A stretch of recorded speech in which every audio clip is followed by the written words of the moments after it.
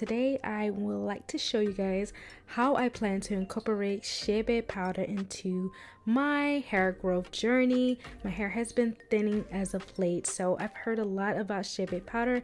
I'm pretty sure you guys have too.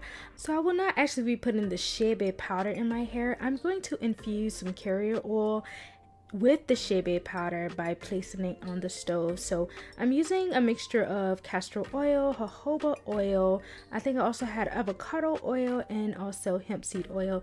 This is going to be my carrier oil that I'm going to use to basically extract the Chebe from the powder, and I'm going to put this on the stove on extremely low heat because I want to preserve the nutrients of this product. Okay, so there's several ways to extract the Chebe from the powder, but I decided to cook mine on the stove for 2 hours on low heat. This worked for me and it was faster. And I also want to get rid of all of the Chebe powder. If you don't mind bits and pieces, or if you're going to wash it out later, you can skip this part. What worked best was the cheesecloth. I tried the strainer earlier and it just wasn't working. I did the strainer I think twice, and then I used the cheesecloth, and then that got the rest of it out for me, and I was left without any residue. So yeah, this is how I got my Chebe infused oil.